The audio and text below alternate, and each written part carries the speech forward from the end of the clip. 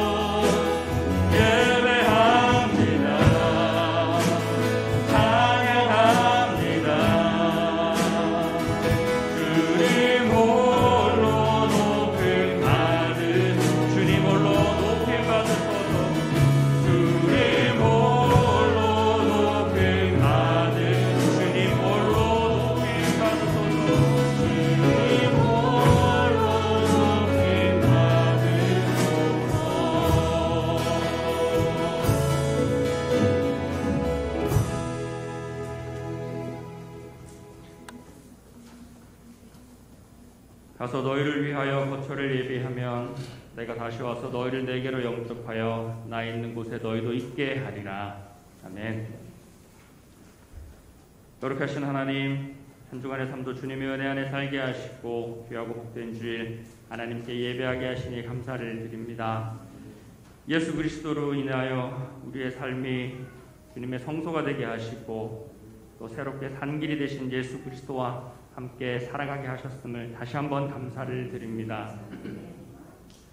하나님, 다만 이 시간 기도하옵기는 우리가 주님의 자녀된 것으로 인하여 혹여나 흘러떠내려가는 인생이 되지 않기를 소원합니다. 성령 하나님의 인도하심에 매 순간 깨어있게 하시고 우리 하나님의 말씀을 주야로 묵상하게 하여 주시옵소서. 그리하여 시절을 쫓아 과실을 맺는 잎사귀가 마르지 않는 시냇가의 나무와 같이 예수 그리스도로 인하여 복 있는 자의 삶을 살도록 인도하여 주시옵소서.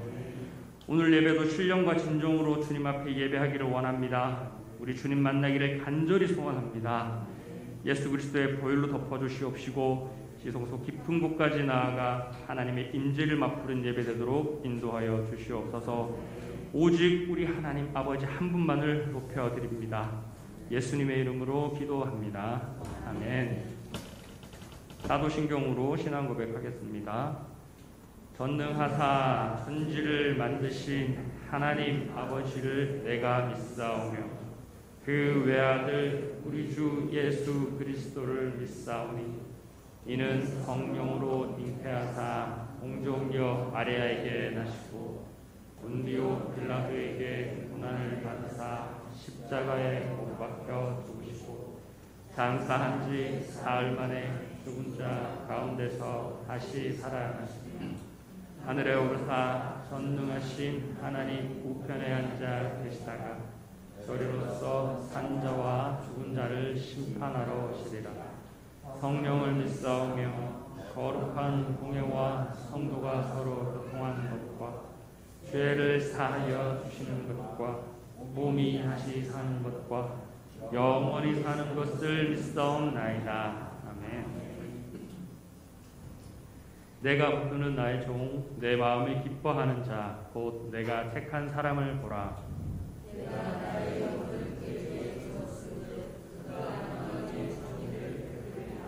그는 외치지 아니하며 목소리를 높이지 아니하며 그 소리를 거리에 들리게 하지 아니하며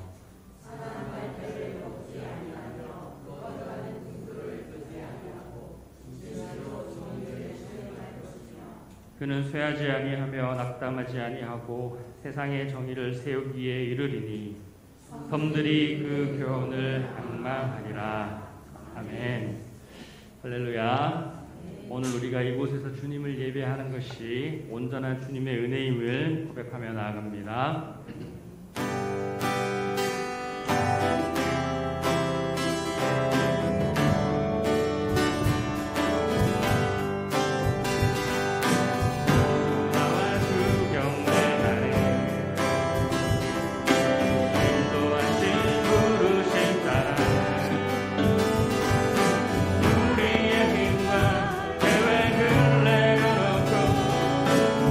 주님 난 바라보네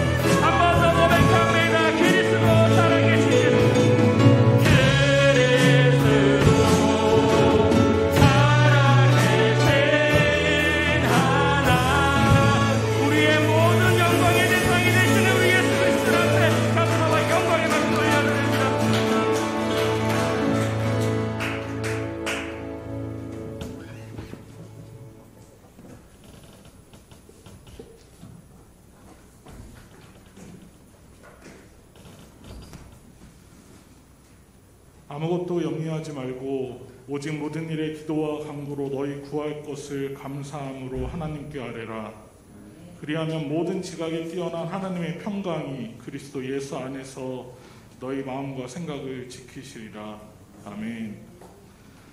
사랑과 은혜가 충만하신 하나님 아버지, 지난 한 주간도 주님 주신 힘과 능력으로 살아가게 하시고 11월 마지막 주일 주님 전에 불러주셔서 예배케 하시니 감사를 드립니다. 이 시간 생명의 근원 되시며 생명의 빛 되신 여호와 하나님을 깊이 알기를 원합니다. 이제는 복음 안에 눈이 활짝 열리고 자유를 누림으로 주님과 연합하여서 주님께서 원하시는 모습으로 살아가게 인도하여 주시옵소서. 말씀으로 기도로 굳건히 세워지게 하시고 다시 한번 결단하고 회복되어지길 원합니다. 그리하여 우리의 모습 가운데 주님의 향기와 편지가 되어지며 주의 아름다운 덕을 선전하는 주의 귀한 도구가 되어지도록 인도하여 주시옵소서. 이제는 다른 것들을 바라보지 않고 주님 한 분만으로 만족하는 삶이 되어지게 하시고 주님의 마음껏 누리기에 부족함 없도록 인도하여 주시옵소서. 주님, 이 시간 간절히 사모하는 마음으로 모인 예수평강교회 식구들의 기도 제목과 문제들을 주님 알고 계시오니 주님의 손길로 어루만져 주시고 저희들을 위로하여 주시고 또한 모든 문제들을 내려놓고 돌아갈 수 있는 은혜의 시간이 되게 인도하여 주시옵소서.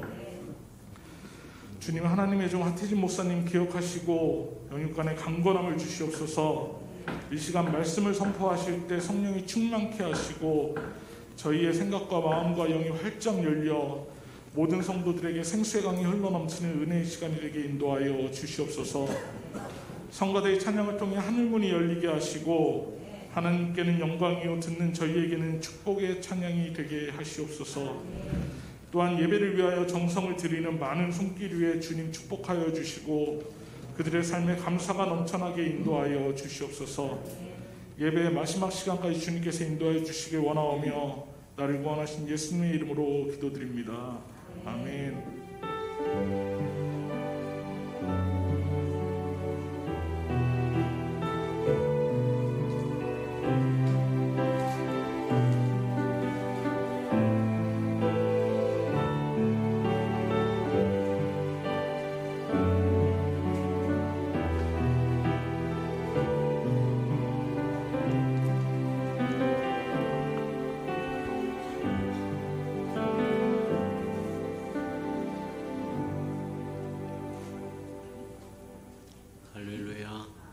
주님의 은혜가 저와 여러분에게 충만히 임하는 시간 되기를 축복합니다.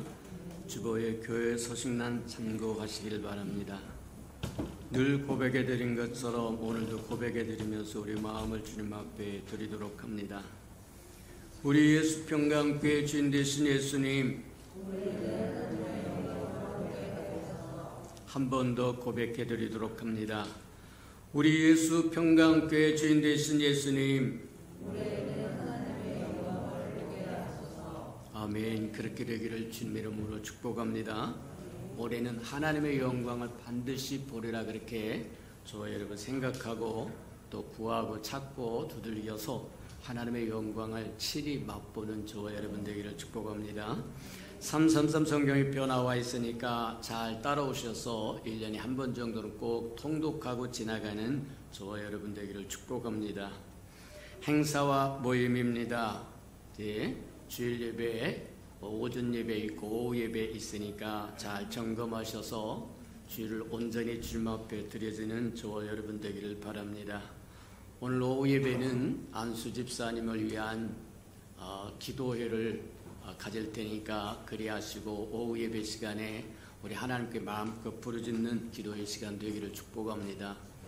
하나님의 행사에 저와 여러분 기도와 말씀과 기도로 함께 하지 않으면 그냥 사람의 일이 된다. 사람의 일이 되면 별 도움이 되지 않습니다.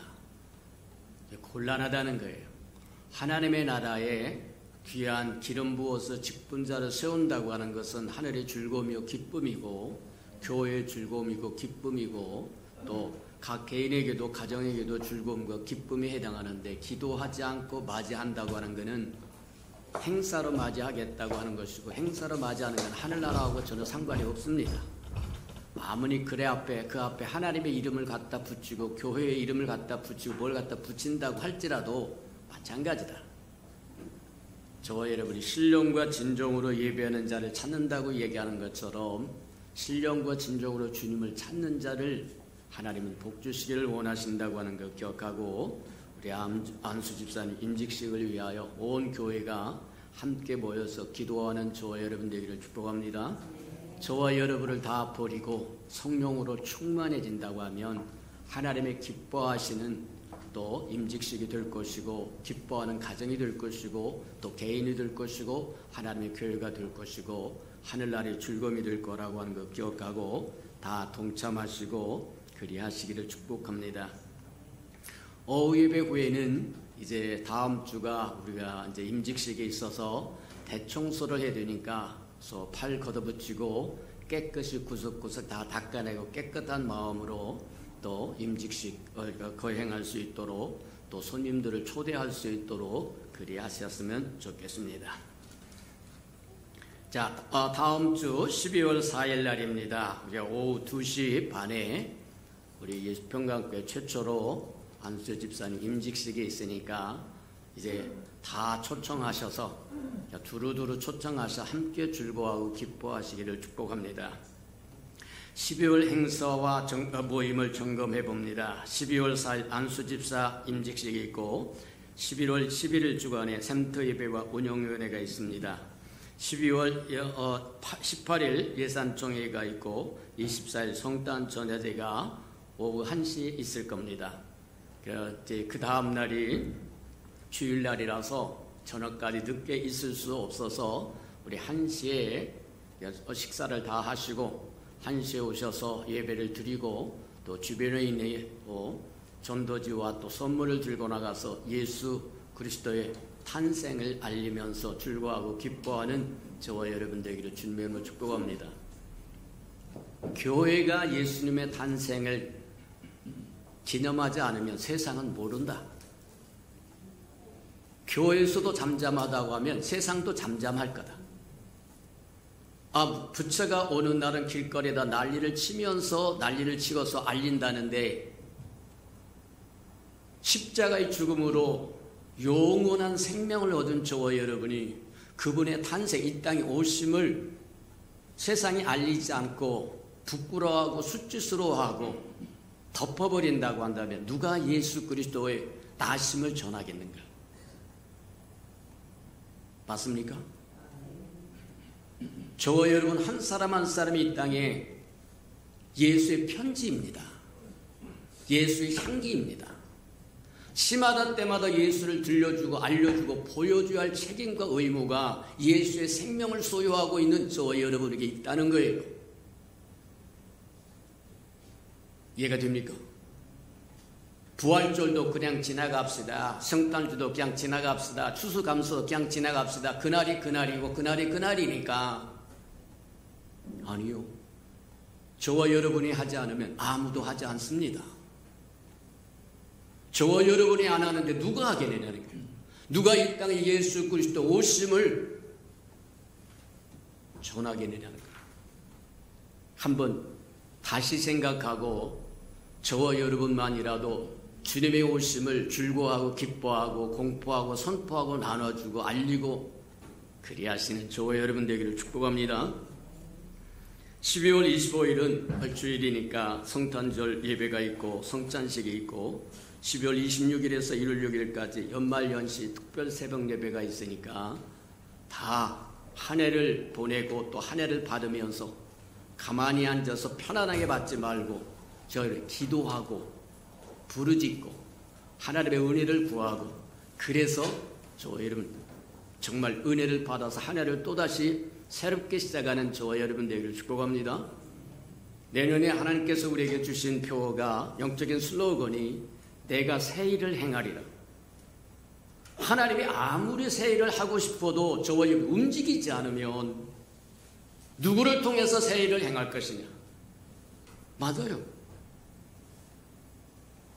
내가 새 일을 행하리라고 말씀하실 때 저와 여러분 내가 여기 준비되어 싸운즉 나를 통해서 이루시옵소서 하고 자원한다고 한다면 우리 온 예수 평강교회가 거래한다고 한다면 하나님께서 저와 여러분을 통해서 새 역사를 이루는데 즐거워하고 기뻐하실 거라고 하는 거 기억하시기를 축복합니다. 아이고, 하나님은 그렇게만 말씀하시고 올해는 하나님의 영광을 보게 해달라고 그러는데 하나님의 영광커녕 아무것도 못 누림, 저와 여러분이 갈망하고 사모하고 기대하지 않는 사람에게는 아무것도 보이지 않고 아무것도 들려지지 않고 아무것도 느껴지지 않습니다. 하나님은 그런 분 아니에요. 그냥 저와 여러분 아가리 벌려서 퍼먹이는 그런 하나님이 아니라 구하고 찾고 두들기는 자에게 주겠다고 약속하신 하나님이다. 저와 여러분 하나님의 영광을 구하지 않는데 하나님의 영광이 저와 여러분의 삶에 나타날 리가 없어요. 히브리서 1장에 보면 그렇게 이야기합니다. 하늘의 천사는 구원받은 저와 여러분을 위하여 보내심을 받은 일꾼이라는 거예요. 근데 그 천사의 도움도 못 받고 이 땅에 산다고 한다면 저와 여러분 다 잃어버리고 사는 거다. 곤란하다. 그래서 이번 특별 새벽 예배, 연말 연시의 특세는 마지막 주간과 첫 주간에 어떻게 하나님께서 우리로 하여금 천사의 도움을 받게 하실 것인가 하는 것들을 한번 보면서 저와 여러분이 2023년에는 천사의 도움을 받아서 새 일도 행하시고 저와 여러분을 통해서 이루기를 원하신 하나님의 그 뜻을 이루어드리고 또 성취하는 저와 여러분 되기를 주님의 이름으로 축복합니다. 12월 30일 송구 영신 예배 있고 또 1월 1일이 또 주일이어서 하여튼 이렇게 붙여져 있으니까 잘 기도하시면서 또 잘 달려가는 저와 여러분 되기를 축복합니다. 우리 하나님의 말씀 봉독해 드리도록 합니다. 계시록 3장 1절에서 6절까지 저와 함께 교독해 보도록 합니다.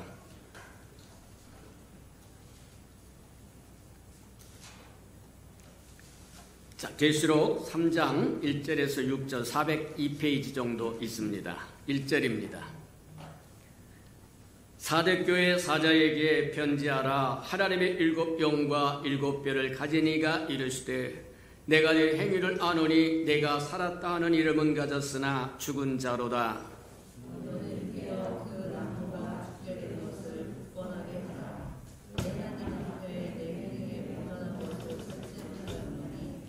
그러므로 내가 어떻게 받았으며 어떻게 들었는지 생각하고 지켜 회개하라. 만일 일깨지 아니하면 내가 도둑같이 이르리니 어느 때에 내게 이를지 내가 알지 못하리라.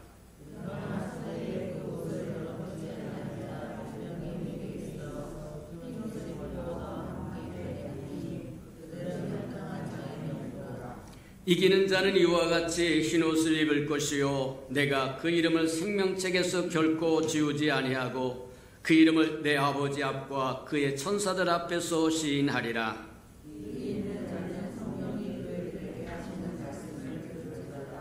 아멘. 광고에서 하나를 빼먹어서 광고를 추가합니다. 저와 여러분 뭐가 달라진 것 같지 않습니까?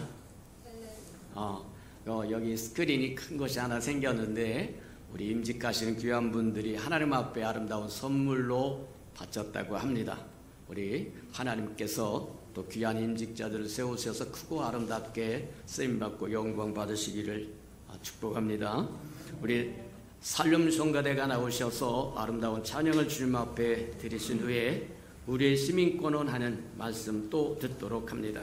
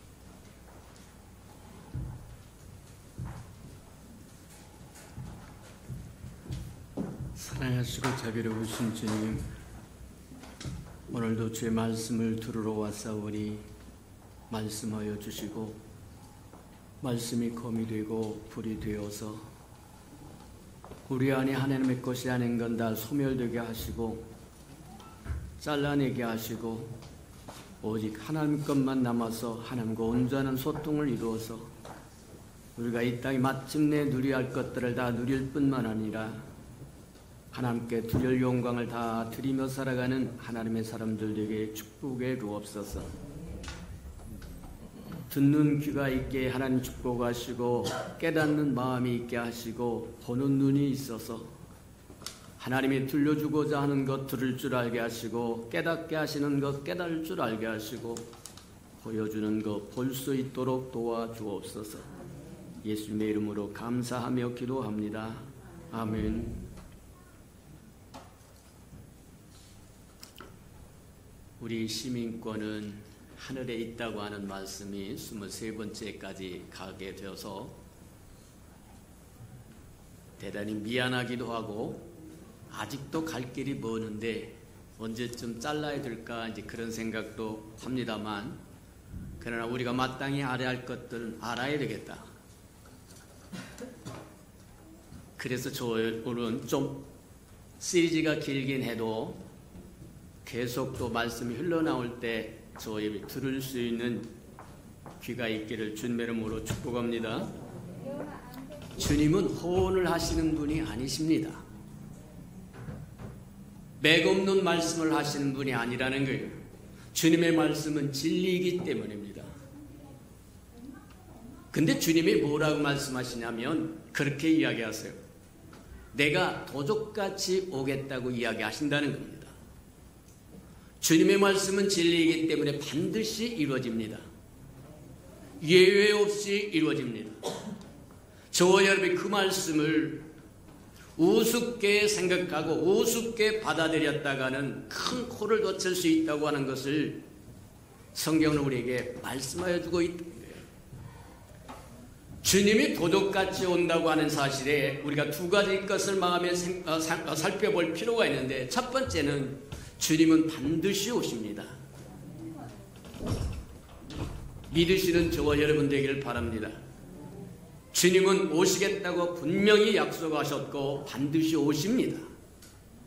근데 어떤 사람에게는 도둑같이 임할 거라고 하는 것을 우리에게 말씀하시고 있다고 하는 것을 기억할 필요가 있다고 하는 거예요. 주님이 반드시 오시는데 어떤 사람에겐 도둑같이 온다고 하는 사실을 설마 하면서 대비하고 준비하지 않고 있다가는 저와 여러분 버림을 받는 사람이 될 거다. 충격적인 이야기이기도 하고 듣기 싫어하는 이야기이기도 합니다만, 분명한 것은 저와 여러분이 준비하고 대비하고 예비하지 않고 있다가 주님이 도둑같이 임할 때는 어떤 사람은 버림을 당할 수도 있다고 하는 거다. 이것을 좀 더 깊이 생각해 보자고 하면 마태복음 25장에 10처녀의 비유가 나와요. 5사람은 슬기로운 사람이라고 했다고 이야기하고 5사람은 미련한 사람이라고 이야기하는데, 10사람의 처녀가 있었는데 공통적으로 등과 등불을 소유하고 있었다고 이야기합니다. 근데 슬기롭다고 이야기하는 5처녀와 미련하다고 이야기하는 5자의 차이가 있었는데 한 가지 차이입니다. 모두 10사람이 등을 가졌고 등불을 가졌는데 슬기롭다고 이야기하는 5처녀는 그릇에 기름까지 담아가지고 있었고, 미련하다고 이야기하는 미련한 5처녀는 등도 가졌고 등불도 가졌으나 그릇에 기름이 없었다는 거예요. 무엇을 의미하는 거냐? 10처녀가 등과 기름을 소유했다고 하는 건 저와 구원받았다는 거예요. 영혼의 등불이 켜져 있다는 얘기입니다. 잠언 20장에 보면 그렇게 이야기하세요. 사람의 영혼은 여호와의 등불이다 그렇게 이야기해서 등과 등불을 가졌다고 하는 것은 구원받았다 그 얘기와 같습니다. 맞아요. 그런데 그릇에 기름을 담지 않은 사람과 담은 사람은 구별된다고 얘기하는데, 그릇에 기름을 담고 준비하고 있었던 사람은 어떤 사람에게느냐? 우리 영이 여호와의 등불이라고 하면 우리 혼은, 우리 마음은 그릇입니다. 그릇에 기름을 가득 채우고 있어야 된다는 거예요. 무슨 얘기입니까? 저와 여러분의 생각과 저와 여러분의 감정과 저와 여러분의 의지가 성령의 인도하심을 따라가지 않으면 그릇에 기름이 없는 사람입니다. 저와 여러분 예수 그리스도로 말미암아 구원받았다고 하는 사실 아무도 부인하지 않습니다. 맞아요. 인정합니다. 저와 여러분이 구원받았어요. 사람의 영혼은 여호와의 등불이라고 얘기한 것처럼 저와 여러분의 영혼 속에 하나님의 등불이 켜진 것 아무도 부인하지 못할 겁니다. 근데 저와 여러분의 생각과 저와 여러분의 의지와 저와 여러분의 감정은 성령의 인도하심을 따라가느냐는 거예요. 저와 여러분 마음속에 성령 충만함이 있었느냐는 겁니다. 그릇에 기름이 없다고 하는 것은 우리 안에 기름 부으심이 있다고 이야기한 것처럼 우리가 성령의 인도하심을 따라 부활하신 예수 그리스도의 인도하심을 따라 살지 않았다고 한다면 그릇에 기름이 없는 사람이 될 거다. 우리가 구원받았다고 하는 한 사실 때문에 저희를 안주하고 산다고 한다면, 내가 직분을 받았습니다. 집사로, 권사로, 장로로, 안수집사로, 목사로, 선교사로, 또 사도로, 뭐로 직분 받았다고 보장된 게 아니라는 거예요. 곤란하다고 얘기하는 거다. 등도 있으면 등불도 있어야 되고 그릇에 기름도 있어야 천사장의 호령과 나팔소로 친히 강림하시는 그날에 저와 여러분이 들림받을 수 있다고 이야기하는 것들. 마태복음 25장에서 나온 미련한 다섯 처녀는 졸았습니다. 열 처녀가 모두 졸았다고 이야기합니다. 졸다가 신랑이 온다고 하는 나팔소리를 듣고 놀라서 깨어보니까 다섯 처녀는 기름에 있어서 넉넉하게 신랑을 맞이하러 갈 수 있는데 나머지 다섯 처녀는 그릇에 기름이 없어서 껌뻑껌뻑껌뻑한다. 그래서 옆사람에게 좀 빌려달라고 그랬더니 성령은 빌려줄 수 있는 게 아닙니다. 안 된다고 거절합니다. 그래서 다시 그릇에 기름을 채우러 가는 동안에 다섯 처녀는 들림을 받았다고 얘기합니다. 어린 양의 혼인잔치에 문이 열렸다가 닫혀버리고 말았다는 거예요. 그래서 기름을 다 사가지고 와서 문을 두드립니다. 여보시오 여보시오 다 준비되었습니다. 근데 한 번 닫힌 문은 다시 열리지 않습니다. 곤란하다고 얘기하는 거예요. 한 번 닫힌 문은 열리지 않고 그 다음에 거기서부터 흘러나오는 풍악 소리가 나옵니다. 혼인잔치의 아름다운 잔치 소리가 흘러나옵니다. 근데 한번 상상을 해봐라. 문 밖에서 문을 두드리고 여보시오 여보시오 내가 다 준비되었으니 문 좀 열어주시오 하고 두드려도 소용없으나 풍악은 울려나온다. 그러면 얼마나 더 외롭고 쓸쓸하고 괴롭게를, 얼마나 탄식하게를.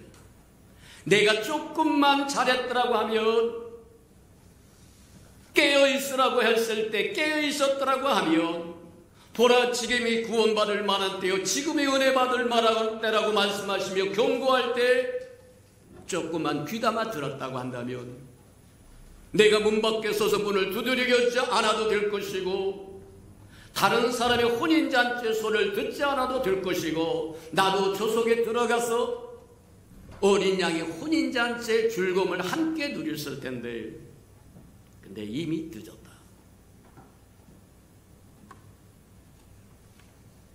마태복음 25장을 읽고 열 사람의 처녀에 대한 이야기를 읽으면 저와 여러분 주관심이 어디에 있느냐? 나머지 다섯 사람은 어떻게 될 것이냐? 어린 양의 혼인잔치에 참여하지 못한 5명은 어떻게 될 것이냐? 문이 닫혔으니 열리지 않을 겁니다. 그대로 남겨지고 버려져 있습니다. 근데 분명한 것은 요한계시록 2장 3장에서도 이야기한 것처럼 내가 내 말을 신실하게 지켰으므로 환난의 때를 내가 면하게 해주마. 맞아요.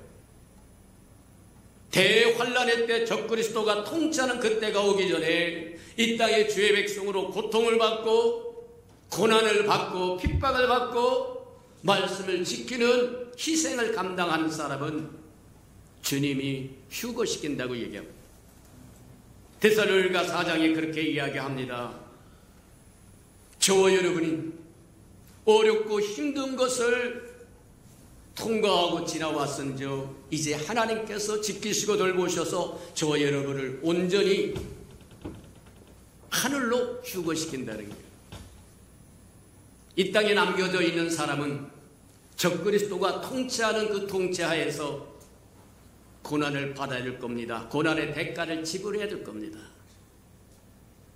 우리가 연병이라고 하는 코로나로 인하여 3, 4년 동안 우리 인생에 고난을 받았다고 한다면 적그리스도가 통치자로 와서 눈에 보이지 않는 연병이 통치하는 2, 3년 동안도 저와 여러 불편을 겪었다고 한다고 하면 이제 당당하게 떳떳하게 나타나서 적그리스도 이름 그 자체로 그리스도를 믿는 사람을 핍박하고 이 땅에서 몰살시키려고 하는 적그리스도 안에서 믿음을 간직한다고 하는 것은 보통 어려운 일이 아닐 겁니다. 에스더처럼 내가 죽으면 죽으리라 하고 생명을 내어 걸지 않으면 믿음을 지킬 수 없을 겁니다. 짐승의 표라고 이야기한 것처럼 66이라고 하는 짐승의 표를 받지 않으면 물건을 사고 파는 거래가 불가능하다고 이야기합니다. 그 속에서 예수 그리스도를 믿겠다고 이야기하며 믿음을 소유하겠다고 저희를 붙들고 있다고 하면 상상해봐라. 곤란하다니. 왜 지금이 구원받을 만한 때, 은혜 받을 만한 때라고 이야기할까? 맥없이 주님이 할 얘기가 없어서. 아니요. 지금이 바로 구원받을 때고 지금이 바로 은혜 받을 때이기 때문이다. 주님은 허언하시지 않습니다. 거짓말하시는 분 아니에요. 그분의 말씀은 진리예요. 그분의 말씀은 반드시 이루어져요. 맞아요.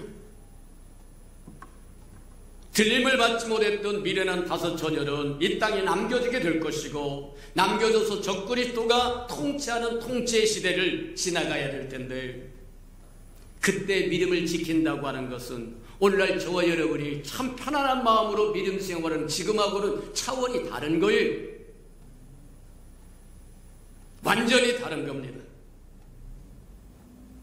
철회 때도 한번 이야기를 했습니다. 한번 상상을 해보자면 저와 여러분이 어떤 사람은 예수 믿는 것이 10년도 되고 20년도 되고 30년도 50년 70년도 되고 일생 동안 예수 믿고 살아가는 사람도 있고 근데 예수 믿는다고 하는 한 가지 그 이유 때문에 이 땅에서 불이익을 받고 저와 여러분 핍박을 받고 모욕을 받고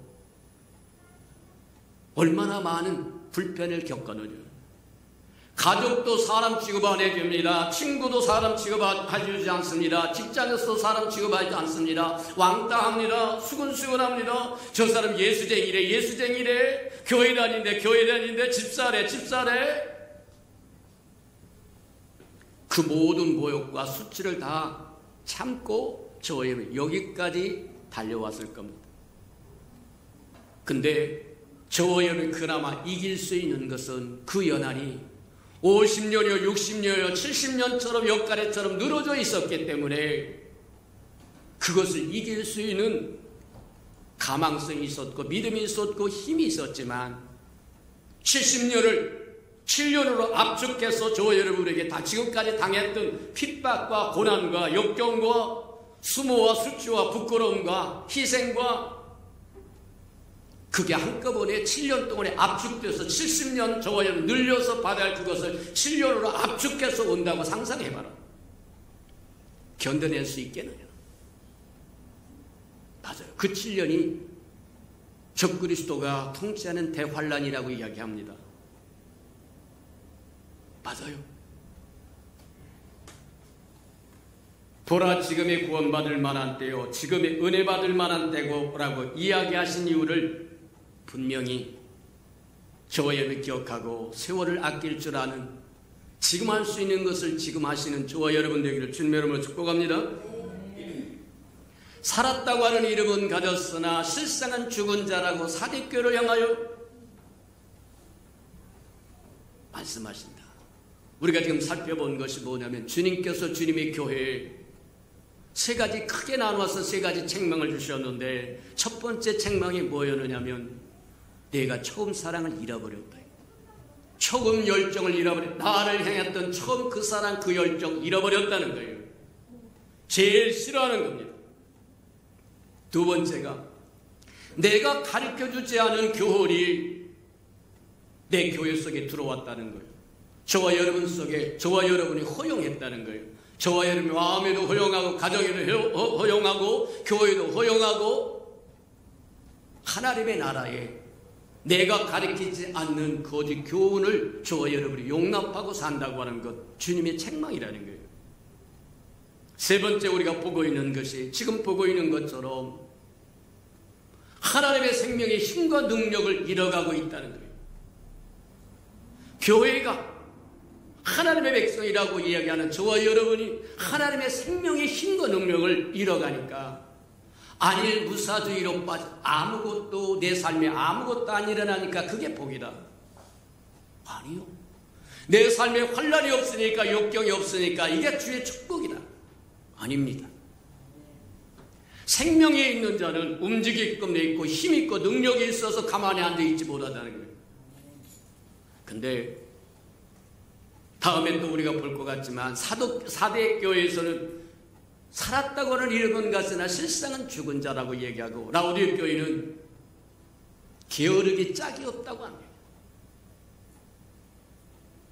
주님을 필요로 하지도 않는 그런 교회가 되어버렸다는 거예요. 맞다. 근데 분명한 건 사대교회를 향하여 그렇게 얘기합니다. 너희가 어떻게 말씀을, 복음을 들었고, 어떻게 복음을 믿었고, 어떻게 구원받았는지를 기억하고 돌이켜 회개하라고 얘기합니다. 그렇지 아니하면 내가 너희에게 도둑같이 임할 거라고 얘기한다는 거예요. 말씀을 경히 여기고 흘러 떨어내가서 저와 여러분이 준비하고 예배하지 않았다가 주님이 도둑같이 임하면 저와 여러분이 이 땅에 남겨진 자가 되어버릴 것이고, 남겨져 버린 자가 되면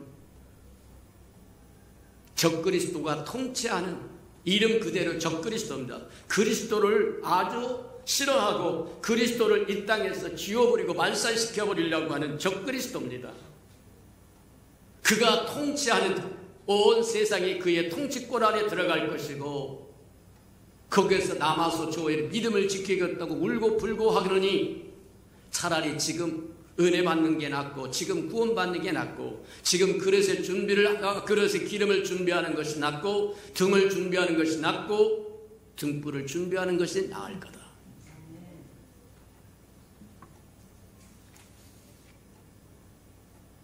우리가 한번 잘 보자고 하면 알 수 있는 것 중에 하나가 그거다. 어떤 사람에게는 주님이 도둑같이 온다고 이야기합니다. 그 사람은 대비하지 않고 예비하지 않았다는 뜻이에요. 근데 어떤 사람에게는 주님이 오심이 도둑같이 임하지 않는 사람도 있다는 거예요. 주를 사모하고 갈망하고 악모하고 목마른 사슴이 시냇물을 찾듯 주님을 찾는 그 사람에게는 주님이 오심이 도둑같이 임하지 않습니다. 그때와 그 시는 아무도 모른다고 얘기합니다. 하늘의 천사도 모르고 아무도 모른다고 얘기합니다. 주님 스스로 나도 모른다. 그것은 아버지의 권한이다, 이렇게 얘기합니다. 근데 주님을 사모하고 갈망하고 악모하고 기대하는 사람에게는 주님이 어느 때 오실지 알 수 있다는 거예요. 알 수 있다고 하는 게 모년 모을 모시에 주님이 온다는 뜻이 아니라 무화과잎이 피기 시작하면 여름이 가까웠다고 하는 것을 안다고 하는 것처럼 식물을 보면 주님이 가까이 올 때가 가까이 됐다고 하는 것을 안다는 거예요. 저와 여러분도 시대를 분별할 줄 아는 은혜가 있기를 주님으로 축복합니다. 성경에도 보면 자기가 죽을 때를 아는 사람들이 나와요. 이삭이라고 하는 사람도 그렇습니다. 자기가 이제 자기 때가 얼마 남지 않은 것을 알고 장자였던 에서를 불러가지고 네가 사냥에 나가서 사냥을 해가지고 와가지고 별미를 만들어주면 내가 그것을 흡족히 먹고 즐거운 마음으로 있는 걸 다 너에게 털어서 복을 주마. 그의 날이 가까웠다고 하는 것을 알았기 때문이라는 겁니다. 야곱도 마찬가지입니다. 그의 시대가 다 끝난 것을 알고 12 아들들을 불러서 낱낱이 축복합니다. 경고합니다. 내가 만일 이렇게 살면 내 미래는 이렇게 될 거다. 신약에 오면 베드로도 또 바울도 그렇게 얘기합니다. 그의 때가 얼마 남지 않은 줄 알고 교회를 향하여 경고하기도 하고 격려하기도 하고 주의를 주기도 한다는 거예요. 내가 떠나가면 흉악한 이가 와서 훑어갈 텐데 맞아요. 깨어서 준비하고 대비하라는 겁니다. 예수님도 그때를 알았어요. 예수님이 곧 조만간 십자가에 졌던 것을 알고 제자들을 모아서 쇠족식을 시켜주고 최후 만찬을 준비하시고 봤다. 어떤 사람에게는 주님의 오심이 도둑같이 올 사람도 있지만 깨어 준비하지 않고 예배하지 않은 사람에게는 도둑같이 올 것이지만 주를 날마다 사모하고 갈망하고 교제하고 교통하는 사람에게는 주님의 오심을 저와 얘를 느낄 수 있고 알 수 있다고 이야기하는 거다. 오해하지 않으시길 바랍니다. 지금까지 많은 세월 동안에 많은 사람들이 예수님이 오신다고는 오판을 했다는 거예요. 유럽에서는 그랬다고 얘기합니다. 999년에 유럽이 한번 발칵 뒤집혔다는 거예요. 1000년이 되기 전에 예수님이 오실 거다. 그럴듯하지 않습니까? 그래서 유럽에 뭐 하냐면 발칵 뒤집혀서 사람들이 뭐라 예수님 만나겠다고 다시 오신 예수님 만나겠다고 예루살렘으로 가서 예수님을 기다리는데 불발이다. 어느 때 어느 시는 아무도 모른다고 이야기했는데 어느 놈이 999년을 끝나고 1000년이 될 때 예수님이 와서 새로운 1000년을 시작할 거라 아주 그럴듯하게 이론을 세워서 사람들을 선동한. 그러니 진리를 제대로 깨닫지 못한 사람, 듣지 못한 사람들은 예루살렘으로 가서 흰옷 입고 기다리는데 예수님 안 오시더라는 거예요. 불발이라는 거예요. 그러니 하는 수 없이 빈손으로 다시 돌아옵니다. 각자 유럽으로 자기 고향으로 돌아오는데 뭐라고 변명할 말이 없으니까 그렇게 변명을 했다는 거예요. 예수님이 재림하시지 않는 것은 예루살렘의 성지를 이스라엘 땅의 성지를 가봤더니 홀리랜드라고 이야기하는 거룩한 땅에 가봤더니 이슬람이 뭐하냐면 이슬람이 모두 다 더럽혔다. 하나님의 성지를 더럽혔다. 그러니 오실 수 없을 거다. 변명적으로 이야기합니다. 핑계적으로 이야기합니다. 부끄러움을 그렇게 표현했더니 또 그걸 듣는 사람이 광고를 해가지고 뭐 하느냐면 그러면 성지를 깨끗이 하자. 그래가지고 전쟁을 부추겨가지고 결국 십자가 전쟁을 일으켰다는 거예요. 많다. 주님의 재림을 오판하는 사람들이 시마다 때마다 나타나.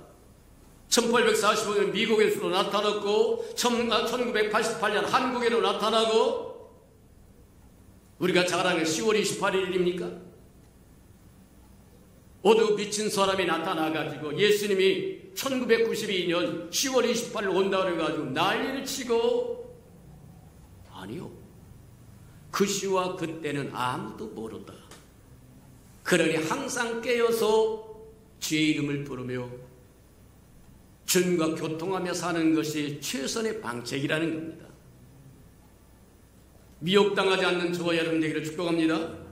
그렇게 몇 번 주님이 재림한다고 하는 것을 불발시키면 사람들 마음속에 무슨 생각을, 예수님이 온다고 하는 소리만 해도 2단이다 3단이다. 그래서 싹 지워버리는 게 뭐냐, 주님의 재림에 대한 생각을 완전히 지워버립니다. 오늘날 이 땅의 교회도 재림론이 없어요. 그냥 이 땅에서 잘 먹고 잘 사는 것, 어떻게 하면 편하게 살고 바르냐면 좋은 거 쓰고 좋은 거 먹고 마시고 사느냐. 예수님이 말하는 것처럼 인자가 올 때는 노아의 시대와 같다. 시집가고 장가가고 먹고 마시고, 또 소돔과 고모라처럼 남자가 남자로 더불어서 여자가 여자로 더불어서 수치스럽고 부끄러운 일을 해도 그걸 옹호해주고 법으로 만들어주고. 아니요. 어떤 형편으로 보든 주님이 오실 때가 다 된 것은 분명한데, 주님이 도둑같이 오겠다고 이야기하신 말씀을 저와 여러분 호언으로 듣지 않는 저와 여러분 되기를 주님의 이름으로 축복합니다. 그렇다고 한다면 이제 우리가 한번 알아야 될 것은, 주님의 재림은 어떻게 이루어질 것이냐. 저와 여러분 생각하는 것처럼 번개같이 쨍하고 나타나서 그렇게 주님이 재림하는 것은 아닙니다.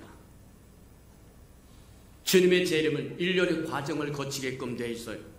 성경에 그렇게 이야기합니다. 주님은 먼저 하늘의 3층절에 이른 보좌에서부터 공중으로 오신다고 이야기합니다. 그것을 공중재림이라고 흔히 이야기하기도 합니다. 그 공중재림 안에는 우리의 3가지 과정이 있다고 이야기합니다. 자, 주님께서 주님의 보좌에서 떠나서 신부를 맞이하러 이제 저와 여러분을 취하러 만나러 내려오실 때 공중으로 먼저 오시는데, 그때 과정이 있어. 이 땅에서 이루어지는 과정이 있는데 그 첫 번째 과정이 뭐냐면 부활과 휴거라는 거예요.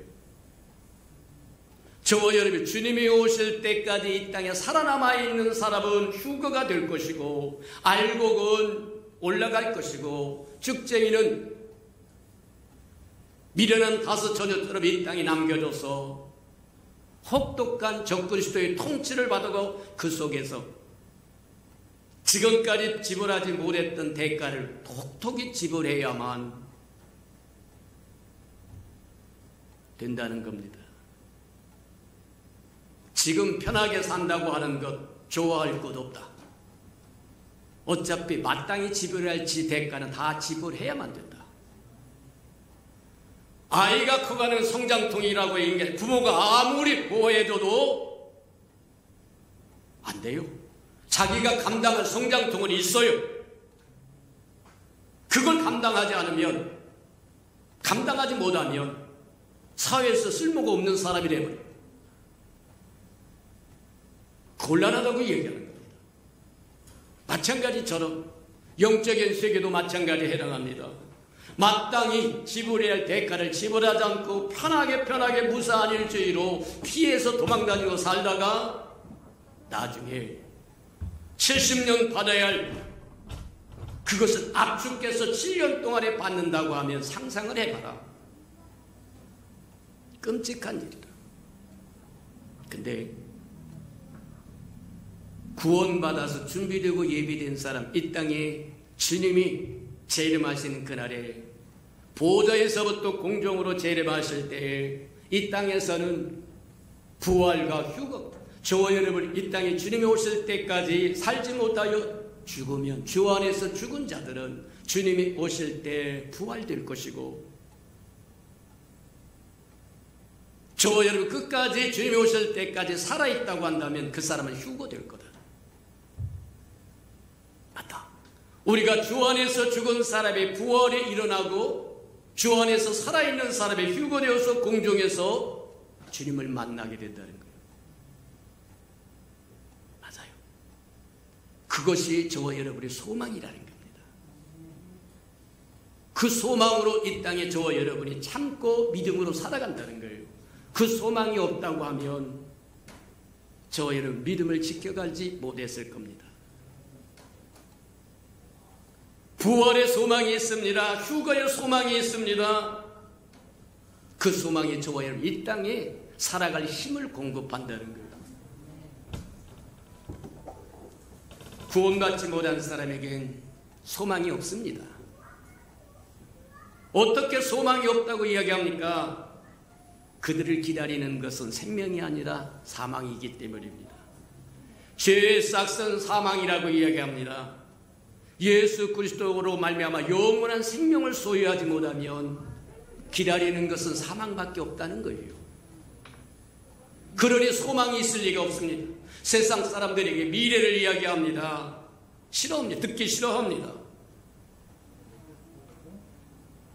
세상 사람들에게는 소망이 없습니다. 이 땅에서 잘 먹고 잘 사는 것이 그들의 소망입니다. 구원받은 하나님의 백성도 세상 사람들과 똑같이 행습을 따라간다고 한다면 나중에 주님의 도적같이 오실 때 남겨둔 자가 되고 말 거다. 기억하는 저와 여러분 되기를 축복합니다. 우리에게는 주님이 오시면 부활과 휴거의 소망이 있어서 시마다 때마다 다가온 어려움도 넉넉하게 이겨나갈 수 있는 것에 해당하는데 세상 사람들이 그 소망이 없으므로 미래를 이야기하는 걸 싫어합니다. 천국을 이야기하는 걸 싫어합니다. 교회를 이야기하는 것을 싫어합니다. 그들이 기다리는 것은 사망밖에 없기 때문이라는 거예요. 우리의 소망은 주님이 다시 오신다는 데 있다. 맞다. 다시 오시면 부활과 휴거의 은혜가 우리에게 주어질 텐데 저와 여러분이 죽었으면 부활하실 것이고 살았으면 휴거될 거다. 기억하는 저와 여러분 되기를 주님의 이름으로 축복합니다. 둘째, 일어나는 일의 공중에서 휴거된 그 사람들이 그리스도의 심판대 앞에 서게 된다는 거예요. 심판대라고 하는 말을 들으면 저와 여러분 싫어서 아이고 예수 믿는 스타 말하면 구원받았는데 무슨 심판대가 또 있냐. 영원히 멸망받는 심판은 이미 끝났습니다. 예수님이 이야기한 것처럼 인자를 믿는 자는 심판에서 생명으로 옮겨졌다고 한 것처럼 저와 여러분이 예수 그리스도를 주인으로 구속주로 구세주로 받아들였을 때 저와 여러분 심판에서 생명으로 옮겨져서 영원히 멸망에 대한 심판은 끝났어요. 근데 그것만 있는 것이 아니라 보상의 심판대도 있다는 겁니다. 상급의 심판대도 있다는 겁니다. 예수님 그렇게 이야기하세요. 인자가 하나님의 영광으로 천사들과 함께 친히 강림하신 그날에 내가 너희 행한 대로 갚아주마. 맞아요. 예수님은 허언하시지 않아요. 거짓말하시지 않아요. 말씀 그 자체가 진리이세요. 돌이킬 수 없고 변하지 않아요. 맞습니다.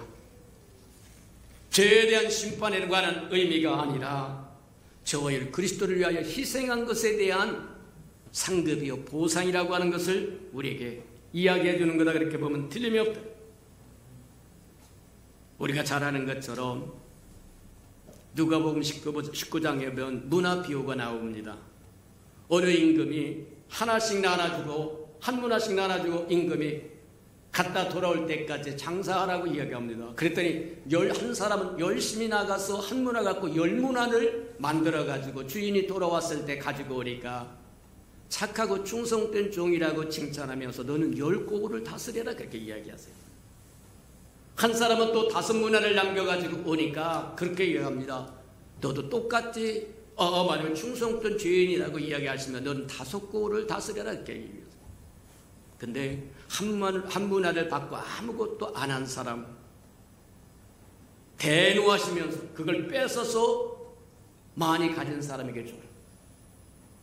있는 그것도 빼앗겨버리고 말더라. 곤란하다고 얘기하는 거예요. 반드시 저와 여러분이 그리스도의 심판대 앞에 지나가야 한다고 하는 사실 잊지 않으시는 저와 여러분들에게 축복합니다. 저와 여러분이 행하는 모든 것이 그리스도 앞에 기록된다고 얘기합니다. 흔히 우리가 듣고 보고 배운 것처럼 말라기 얘기한 것처럼 기념책에 기록될 겁니다. 저의 행위를 기록한 행위책에 기록될 겁니다. 생명록에 기록될 겁니다. 그러니 이 땅에 기회가 주어졌을 때, 생명의 기회가 주어졌을 때 어떻게 살아야 할 것인가를 분명히 정하고 살아갈 줄 아는 저와 여러분 되기를 주님의 이름으로 축복합니다. 이 상급이 장차 펼쳐질 천년왕국에서 저와 여러분의 누림이 될 거다. 누림이라고 하는 걸 저와 여러분 잘 몰라요. 근데 우리 한번 생각해 보자 하면 쉽게 알 수 있는 거죠. 동장이 누릴 수 있는 권한과 시장이 누릴 수 있는 권한과 대통령이 누릴 수 있는 권한은 달라요. 이해가 됩니까? 10고을을 다스리는 사람이 누리는 것과 5고을을 다스리는 사람이 누리는 것은 다릅니다. 맞아요. 우리가 그리스도를 누리는 누림은 저의 그리스도 앞에 심판대 앞에서 받은 상급이 저와 여러분의 누림이 될 거라고 하는 것 기억하시기를 축복합니다. 사도 바울이 그렇게 얘기합니다. 다른 사람보다 매를 더 많이 받았습니다. 고난도 더 받았습니다. 그러면서 뭐 하느냐면 어찌하든지 그리스도의 영광에 동참하기 위해서 자기 모든 것을 분토처럼 버렸다고 얘기해요. 그 상급의 무게를 알고 의미를 알았던 겁니다. 세 번째 마지막으로 시간이 없어서 껑충 뜁니다만 세 번째로는 어린 양의 혼인잔치가 이루어질 거예요. 죽은 자는 부활할 것이고 살아있는 자는 휴거될 것이고 그들이 그리스도의 심판대 앞에 나서 상급을 받을 것이고 보상을 받을 것이고 그리고는 어린 양의 혼인잔치에 참여할 거예요. 요한계시록 19장에 보면 그렇게 이야기합니다. 어린 양의 혼인잔치에 청함을 받은 자는 복이 있나니 뒤집어서 이야기하면 어린 양의 혼인잔치에 초청을 받지 못할 사람도 있다는 거예요. 미련한 5사람 같은 사람, 5 처녀 같은 사람은 초청을 받지 못한 사람이라고 얘기합니다. 맞다. 세례요한이 그렇게 이야기합니다. 예수님을 소개하면서 온 세상의 죄짐을 지고 가는 하나님의 어린 양을 바라고. 왜 하나님의 어린 양이라고 이야기했을까? 우리의 허물과 죄를 사하시기 위해서는 이 땅에 어린 양 속죄 제물로 오셔야만 되기 때문이에요. 근데 세례요한이 그렇게만 예수님을 소개하는 것이 아니라 보라, 신부를 맞이하는 것은 신랑이고 신랑은 기쁨이 충만하다고 얘기했는데 자기는 신랑의 친구로서 그 기쁨만 조금 누릴 뿐이라고 이야기합니다. 맞아요. 예수 그리스도가 저와 여러분이 신랑이라고 이야기하는 겁니다. 어린 양의 혼인잔치는 하늘에서 공중에서 이루어질 텐데 온 우주적인 혼인잔치다. 우리의 구속주이신 예수 그리스도와 신랑, 우리의 구속주이신 신랑 예수와 구속의 은혜를 받은 저와 여러분이 신부가 되어서 혼인하는 잔치입니다. 그러니 얼마나 찬란하고 얼마나 아름답고 얼마나 웅대하고 얼마나 즐겁게를 해요. 이 소망을 잃어버리지 않는 저와 여러분 되기를 주님의 이름으로 축복합니다. 요한도 그렇게 이야기합니다. 요한도 우리가 신부요 그리스도가 신랑이라고 하는 것을 우리에게 이야기해 주고 있는 것을 우리에게 보여준다 그렇게 보면 틀림이 없어요. 그래서 뒤집어서 보자고 하면 우리가 한번 볼 수 있는 것 중에 예수님은 이 땅에 저와 여러분 죄를 사하러 오신 분이 아닙니다. 아이고 무슨 2단 3단 같은 얘기를 하십니까? 저와 여러분 하나님이 우리에게 주신 계시의 진전을 보시는 저와 여러분 되기를 축복합니다.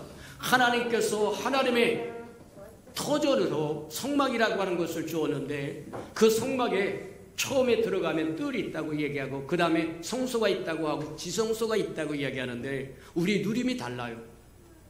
뜰에서 누릴 수 있는 것, 번제단에서 누릴 수 있는 십자가에서 누릴 수 있는 은혜와 물두멍에서 씻어서 깨끗해 받은 누림이 있는가 하면 성소는 또 다른 차원입니다. 예수 그리스도를 생명의 양식으로 먹는 차원이요, 예수 그리스도의 생명의 불꽃을 키워가는 영역이요, 주님과 함께 기도하는 영역이라는 거예요.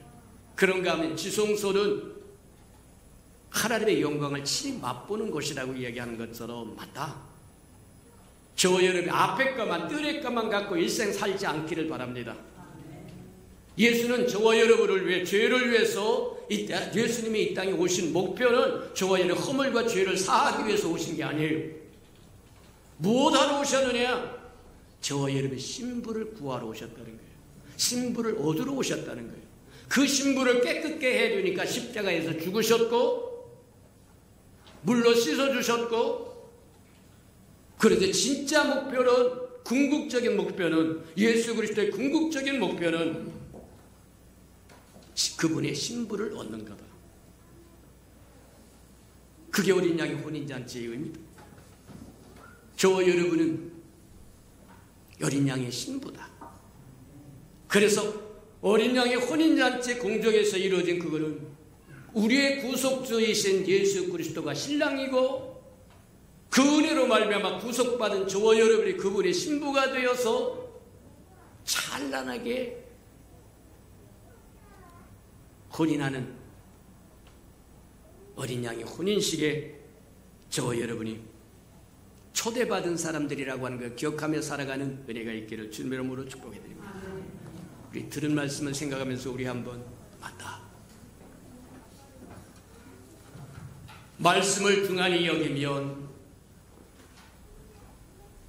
저와 여러분이 그렇게 살다가는 주님을 맞이할 때 도둑같이 맞이하는 수밖에 없을 거다.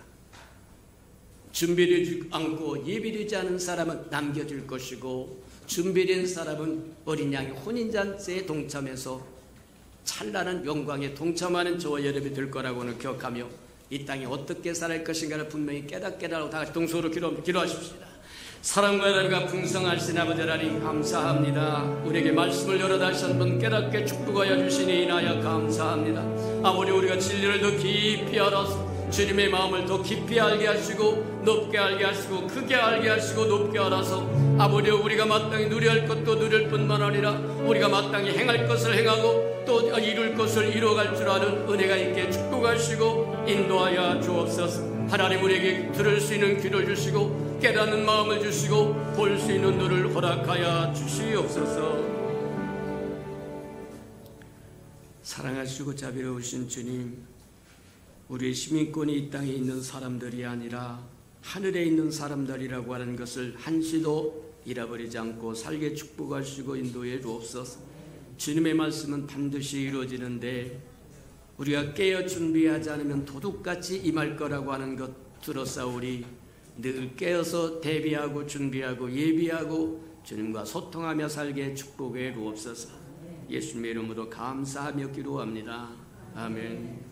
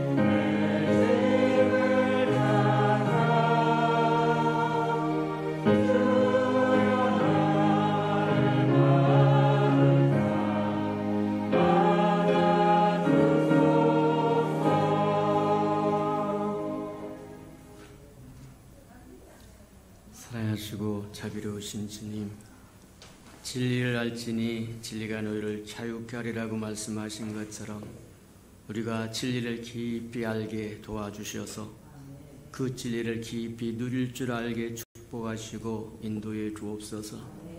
깨어있지 아니하면 도둑같이 임하시겠다고 말씀하시고 우리가 준비 없이 주님을 맞이하면 버려둠을 당할 위험이 있다고 하는 걸 기억하여 날마다 주를 기대하며 살게 하시고 소망하며 살게 하시고 앙모하며 살아가는 우리 예수 평강의 모든 생명들에게 축복해 주옵소서. 주님 앞에 나올 때 빈손 들고 나오지 않고 우리에게 명하신 11조 언약 순종하여 들고 나왔사온즉 약속하신 것처럼 하늘문을 열고 저들의 곳간에 쌓을 곳이 없도록 쏟아 부어 주옵소서. 달마다 연마다 배가가 되어 그 풍성함으로 이 땅에 하나님의 나라를 확장해 나가는 즐거움과 기쁨으로 살아가게 축복하시고 인도해 주옵소서. 저들의 삶에 기한전에 떨어지는 것 없게 하시고 수고한 것 수포로 돌아가는 법도 없게 하시고 맥없이 도둑맞고 빼앗기는 것 없게 하시고 기부? 마음이 있어도 여유가 없는데 좋은 일을 언제 해? 복내려 주시옵소서. 자원하여 자원 예물도 주님께 드리오리. 주님 앞에 씨앗으로 심겨뒀다가 잎이 피고 꽃이 피어 추수하는 그날에 100배로 거두어 주님의 손길이 항상 우리와 함께함을 보게 도와주시옵소서. 주의 교회가 이 땅에 세워지기를 원하여 건축 헌금 드립니다. 연락하시고 오병이의 기적을 일으키사 우리 예수 평강교회 아름다운 교회를 우뚝 세워주시옵소서. 행여나 주님 저들의 삶에 얽히고 설킨 장막의 문제 있거든 다 풀어지게 은혜 내려 주시옵소서. 하나님, 주의 복음이 땅끝까지 증거되기를 원하여 선교 헌금도 드리오리. 연락하시고 복음을 실어나른 아름다운 마차 역할 감당하도록 하나님 써 주시옵소서. 저들의 삶에 하나님 정말 저들의 생업의 영역에 풍성함과 기름짐과 아름다움으로 충만케 적어주셔서 주의 나라를 힘써 일하는 듯 부족함이 없게 축복해 주옵소서. 이웃을 위하여 구제 헌금도 드리오리.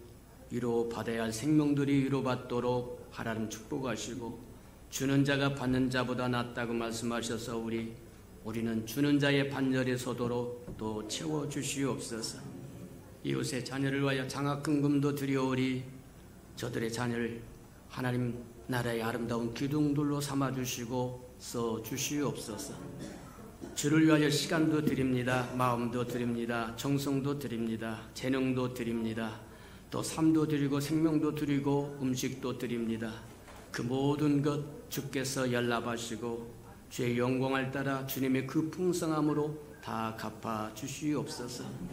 하나님, 만물이 하나님의 것이고 하나님의 것을 먹고 삶으로 누리며 삶으로 주님 앞에 나올 때 마땅히 빈손으로 나오지 않고 예물을 들고 나와야 함이 마땅함에도 불구하고 원수에게 다 빼앗겨 들고 나오지 못한 생명이 있다고 한다면 다시 한번 회복할 수 있는 기회도 허락해 주시옵소서. 예수님의 이름으로 감사하며 축복기로 합니다. 아멘.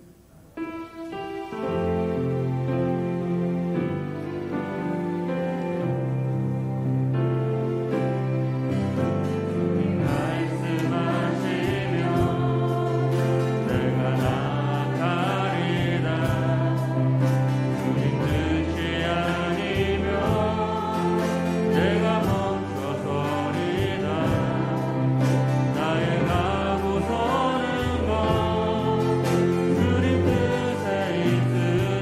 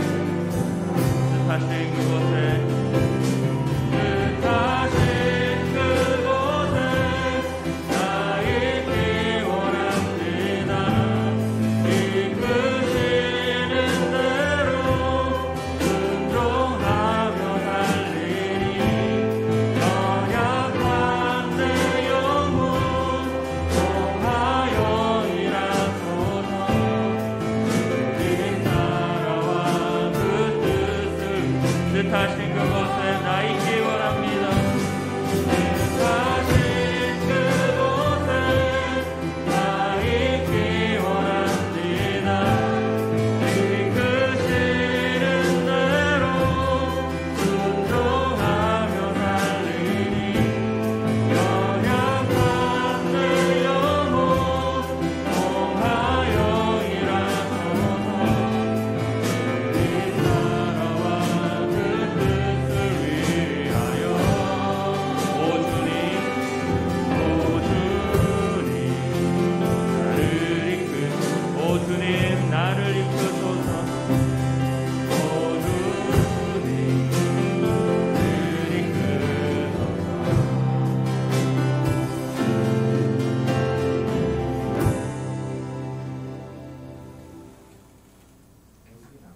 이제는 자기의 사람들을 사랑하여 주시되 끝까지 사랑해 주시는 우리 구주 예수 그리스도의 은혜와 우리를 구원하기 위하여 하나밖에 없는 아들까지도 아낌없이 내어주신 아버지 하나님의 그 극진하신 사랑하심과 시마다 때마다 동행하며 우리 못난 우리를 눈동자같이 지켜주시고 참아주시고 함께해 주시는 성령의 아름다운 은총이 예배하는 이 아름다운 생명들의 심령 속에와 저들의 가정과 자녀들과 생업에 터전 외와 저들이 나가서 복음을 증거할 때 귀를 기울이는 생명과 주의 날을 위하여 땅끝까지 달려가 복음을 증거하는 선교사들 머리 위에와 저들의 복음을 듣고 돌아온 백성들과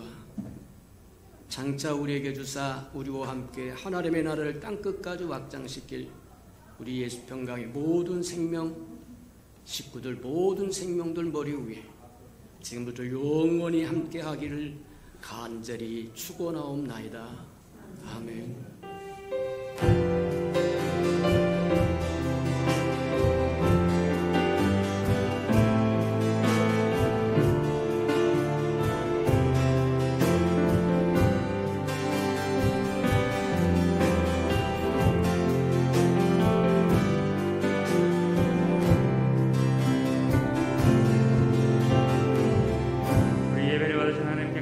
영광의 박수 올려드리겠습니다.